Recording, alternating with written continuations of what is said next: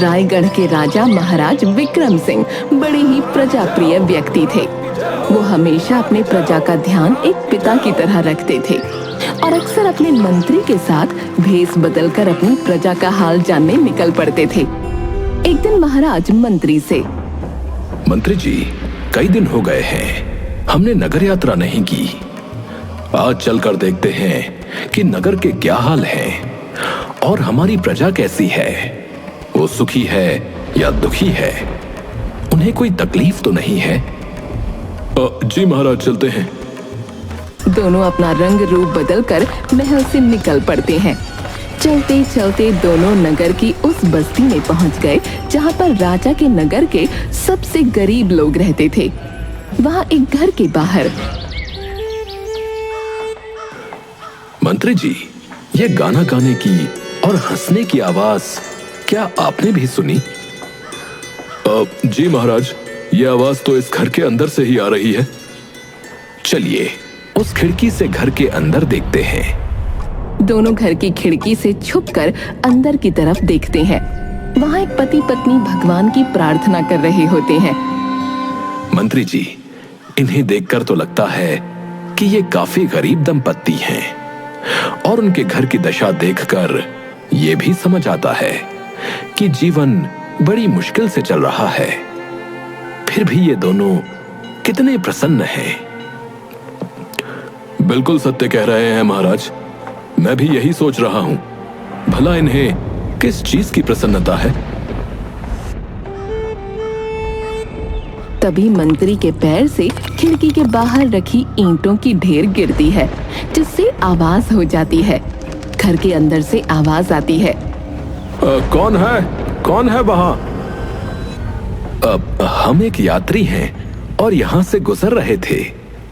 इतना कहते हुए महाराज और मंत्री दोनों घर के दरवाजे पर पहुंच जाते हैं और दंपति भी अपने घर के अंदर से दरवाजे पर आकर खड़े हो जाते हैं। प्रणाम स्वीकार कीजिए हमारा। मैं कालू हूँ और ये मेरी पत्नी लक्ष्मी हमारे घर के भीतर पधारिए और हमें आपकी सेवा का अवसर दीजिए। आपका बहुत बहुत धन्यवाद जो आपने हमें अपने घर के अंदर आमंत्रित किया। अरे ये तो हमारा सौभाग्य है जो आप हमारे घर आए और अपनी सेवा का मौका दिया। लक्ष्मी, हमारे घर भगवान आए हैं, उनके लिए भोजन परोसो। जी, मैं भी भोजन परोसती हूँ। चलिए तब तक मैं आप दोनों के हाथ पैर धुलवा देता हूँ। नहीं नहीं, भोजन की कोई आवश्यकता नहीं है, हमने थोड़ी देर पहले ही भोजन किया है। द्वार पर आया हुआ अतिथि सदा भगवान के समान होता है और हम अपने भगवान को अपने द्वार से भूखा कैसे जाने देंगे? महाराज कालू का भाव देखकर आश्चर्यचकित थे, क्योंकि उसे झोपड़ी के अंदर की स्थिति को देखकर ये साफ पता चल रहा था कि हरि और उसकी पत्नी के पास कुछ भी नहीं है। फिर भी कालू इतने खुले दिल से महाराज और मंत्री को भोजन के लिए आमंत्रित कर रहा था। आप क्या कार्य करते हैं और आप दोनों के घर में सुकून का माहौल है? मैं एक मोची हूँ और लोगों के जूते चप्पल सिलता हूँ और जो पैसे मिलते हैं उससे रात का भोजन खरीद लेता हूँ। यदि आपको किसी दिन बिल्कुल भी पैसे ना मिले तो आप अपने भोजन की व्यवस्था कैसे करेंगे? मैंने इस बारे में कभी नहीं सोचा और ना ही सोचना चाहता हूँ। तभी लक्ष्मी घर में जो कुछ भी था वो परोस कर ले आती है।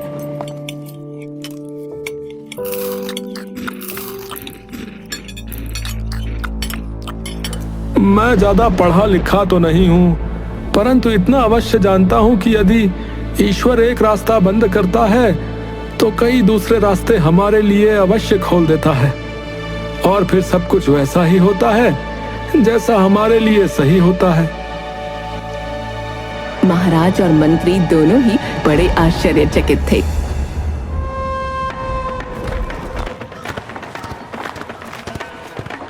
महाराज मंत्री से, मंत्री जी, मुझे इस व्यक्ति से मिलकर बड़ा अजीब लग रहा है। हाँ महाराज, मैं भी इसकी बातों को समझ नहीं पा रहा। यह व्यक्ति अवश्य झूठ बोल रहा है। इसके पास कोई छुपा हुआ धन है। धन का तो मुझे नहीं पता, परंतु उसके घर में एक अलग सा सुकून था, शांति थी, और उन दोनों के चेहरों को देखकर लग रहा था कि वो अपने जीवन से संतुष्ट हैं। जी जी महाराज, बड़ा ही अजीब व्यक्ति है ये। मैं इस व्यक्ति के ईश्वर के प्रति विश्वास की परीक्षा लेना चाहता हूं, परंतु इस बात का ध्यान रखिएगा, किसी तरह की कोई हानि नहीं होनी चाहिए। ठीक है महाराज, जैसा आपका आदेश।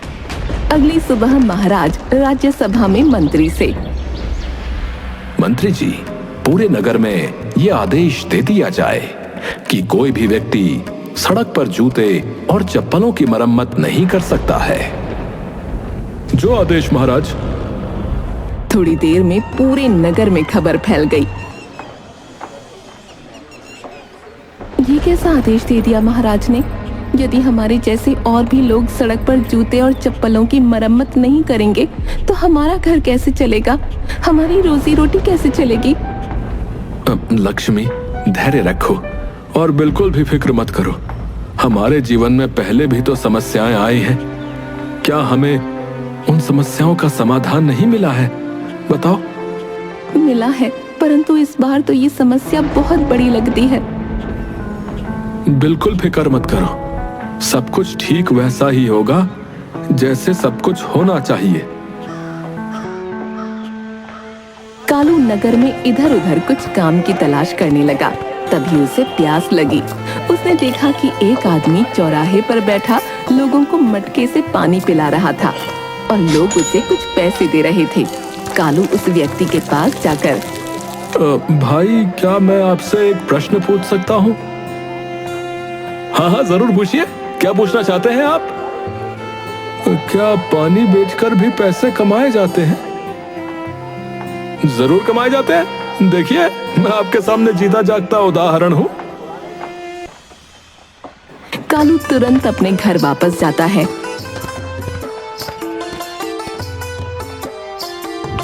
और पानी से भरा हुआ एक घड़ा और 2 लोटे लेकर दूसरे चौराहे पर बैठ जाता है। उसके पास भी लोग पानी पीने आने लगे और शाम होते होते उसके घड़े का पानी समाप्त हो जाता है और उसके पास भोजन खरीदने के लिए पैसे इकट्ठे हो जाते हैं। शाम को राजा और मंत्री फिर से कालू के घर आ जाते हैं। आइए मित्र, बहुत अच्छे समय पर आए हैं। आइए, भोजन कीजिए। मैं तो पूरे दिन तुम्हारे ही बारे में सोच रहा था मित्र। मुझे तुम्हारी बड़ी फिक्र हो रही थी, क्योंकि राजा ने मोचियों के लिए अजीब सा एक फरमान जो जारी कर दिया। भला बताओ, अगर मोची सड़क पर जूते चप्पल नहीं बनाएगा तो कहां बनाएगा? जरूर राजा ने कुछ अच्छा ही सोचकर ऐसा आदेश दिया होगा। मुझे तो लग रहा था कि तुम कहीं और चले गए होगे, क्योंकि अगर तुम जूते चप्पल नहीं सिल पाओगे तो क्या करोगे? भोजन कैसे खरीदोगे? मित्र, ऐसा बिल्कुल भी नहीं है। मुझे मेरे ईश्वर पर भरोसा है। उन्होंने मुझे आज भी भूखा नहीं रखा। आप भी हमारे साथ भोजन कीजिए। भोजन? परंतु कल तो तुमने कहा था कि तुम दिन में जो कमाते हो उन पैसों से शाम का भोजन खरीदते हो। मैंने आपसे सत्य कहा था। अब मैं पानी बेचता हूं और पानी बेचकर मुझे जो पैसा मिला उससे आज का भोजन खरीदा है। महाराज और मंत्री एक दूसरे का मुंह देखने लगते हैं और भोजन करने बैठ जाते हैं। वैसे तो ये मेहनत का काम है और इस काम में पैसे भी कमा रहा हूं, परंतु कोई बात नहीं, मैं संतुष्ट हूं, क्योंकि इन पैसों से हमारी जरूरतें पूरी हो जाएंगी। भोजन के बाद महाराज और मंत्री वहां से बाहर निकलते हैं। मुझे लगता है कि ये परीक्षा पर्याप्त नहीं थी। मुझे कालू की कोई और परीक्षा लेनी होगी। जी जी महाराज, परंतु अब आप उसकी कौन सी परीक्षा लेंगे? ये आपको कल सुबह दरबार में पता चलेगा।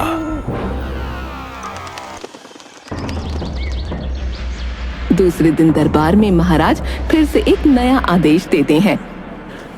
मंत्री जी, नगर में आदेश जारी करवा दिया जाए कि कोई भी व्यक्ति सड़क पर या चौराहे पर बैठकर पानी नहीं बेचेगा, क्योंकि पानी बेचना उचित नहीं है। उसके लिए मूल्य लेना गलत है। जी जी महाराज, जैसी आपकी आज्ञा। थोड़ी देर में पूरे नगर में खबर फैल गई। खबर सुनकर लक्ष्मी बोली, ये तो बड़ा ही अनर्थ हो गया, अब हम क्या करेंगे? कोई बात नहीं, तुम बिल्कुल फिक्र मत करो। अब मैं जूते तो नहीं सिल सकता, पानी भी नहीं बेच सकता, तो भी कुछ ना कुछ ईश्वर ने हमारे लिए जरूर सोच रखा होगा। तभी कालू की नजर एक लकड़हारे पर गई। वो उसके पास जाता है। भाई, यदि आप मुझे मेरे प्रश्न का उत्तर दें तो बड़ी कृपा होगी। हाँ, पूछो पूछो, क्या प्रश्न पूछना चाहते हो? क्या लकड़ियां बेचकर भी पैसे कमाए जा सकते हैं? जरूर कमाए जा सकते हैं, बस तुम्हें अपने हाथों को मजबूत रखना होगा, क्योंकि लकड़ियों को तोड़ने, काटने और उन्हें उठाकर एक जगह से दूसरी जगह ले जाने में हाथों को बड़ी मेहनत करनी पड़ती है। तुम्हारे हाथों में ताकत और पीठ मजबूत होनी चाहिए। कालू वहां से चला जाता है।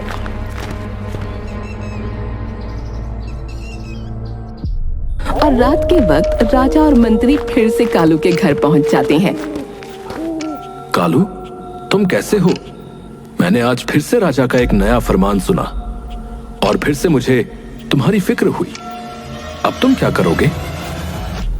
मुझे कोई फिक्र नहीं है, मैं पहले की तरह ही संतुष्ट हूं। संतुष्ट हो? मैं समझा नहीं।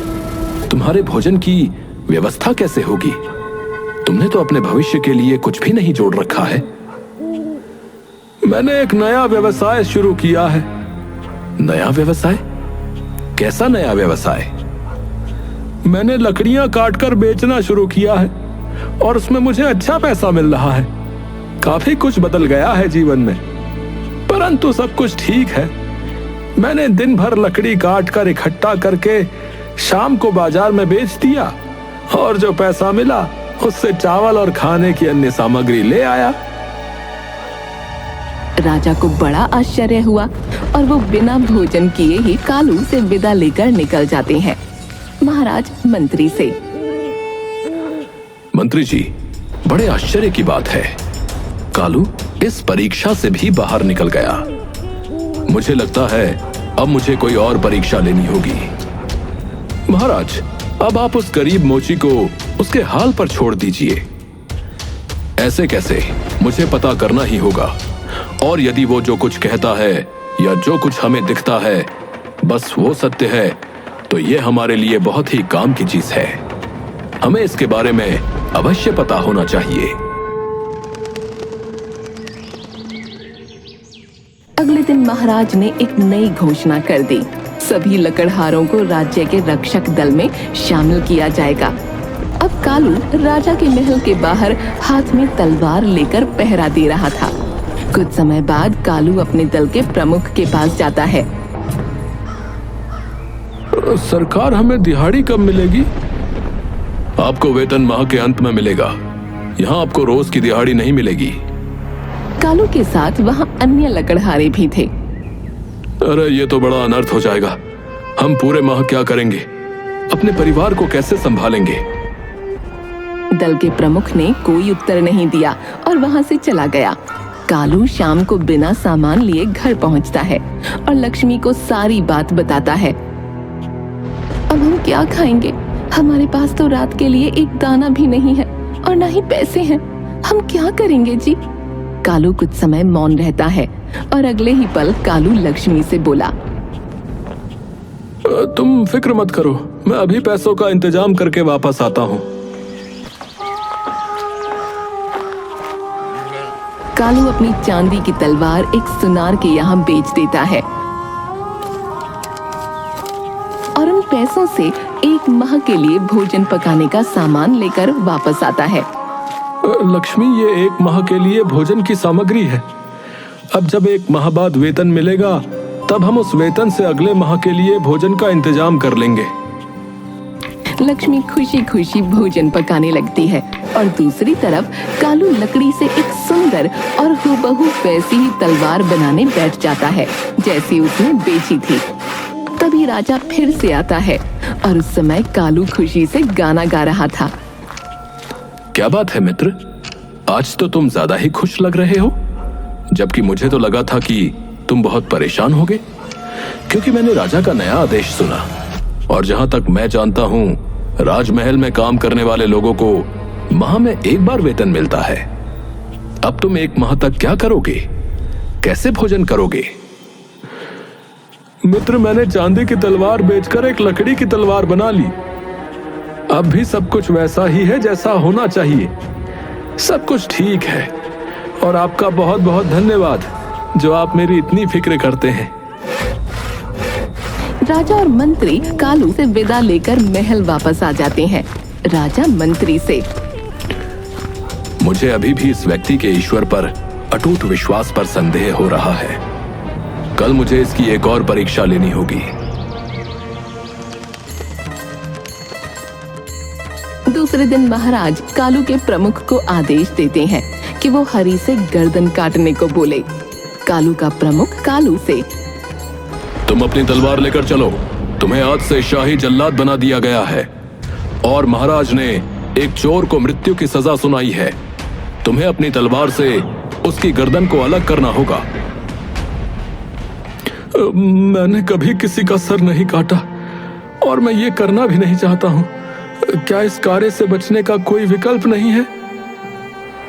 नहीं, ये महाराज का आदेश है और उनके आदेश का पालन तुम्हें अवश्य करना होगा। प्रमुख कालू को नगर में चौक पर ले गया जहां पहले से काफी लोगों की भीड़ जमा थी और एक व्यक्ति रस्सी से बंधा हुआ खड़ा था। कालू अपने प्रमुख से बोला, यदि आपका आदेश हो तो क्या मैं ईश्वर से प्रार्थना कर लूं? कर लो, परंतु जल्दी करना। कालू ने आंखें बंद करके बहुत देर तक प्रार्थना की। तभी कालू के प्रमुख के चिल्लाने की आवाज आई, बस बहुत हो गई तुम्हारी प्रार्थना। अब इस चोर का सिर काट दो। इसकी मृत्यु का समय आ गया है। हे प्रभु, हे भगवान, मेरी मदद कीजिए। जो सही हो वही कीजिएगा। यदि ये सच में गुनाहगार है तो मेरी तलवार की धार पूरे राज्य में सबसे तेज हो जाए, और यदि ये बेगुनाह है तो मेरी तलवार की धार एक लकड़ी की तलवार की धार जैसी हो जाए। कहते हुए उसने अपनी लकड़ी की तलवार निकाली और आसमान में ऊंचा उठाते हुए गर्दन काटने ही वाला था। तभी भीड़ में से महाराज बाहर आए। रुक जाओ, आज यहाँ किसी की गर्दन नहीं कटेगी। महाराज हंस रहे थे क्योंकि वहाँ सच में कोई चोर था ही नहीं। वो तो महाराज का ही एक सेवक था जिसके हाथ बांधकर वहाँ खड़ा किया गया था।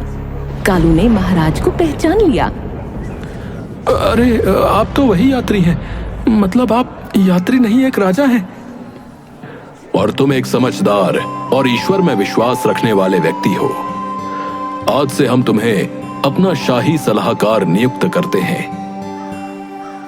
महाराज, मैं एक गरीब मोची हूँ और वो भी पढ़ा लिखा नहीं हूँ। मैं आपको क्या सलाह दूंगा? आप मुझे सलाहकार बना रहे हैं। मैंने तुम्हारे बारे में बहुत सोचा, तुम्हारी हर तरीके से परीक्षा ली, परंतु तुम एक बुद्धिमान मोची, एक आभारी जलवाहक, एक धन्य लकड़हारे, एक विनम्र शाही रक्षक और एक ऐसे जल्लाद हो जो किसी बेगुनाह पर अपनी तलवार नहीं उठाएगा। और ऐसे इंसान की सलाह जब मुझे मिलेगी तो मुझे पूरा यकीन है कि सब कुछ बदलेगा और सही होगा। जो सही होना चाहिए वही होगा। इस तरह से कालू महाराज के द्वारा दी गई सभी परीक्षाओं को पास कर एक अच्छा सलाहकार बन जाता है। और सदा अपने ईश्वर के प्रति आस्था को बनाए रखते हुए महाराज को नेक सलाह देता है।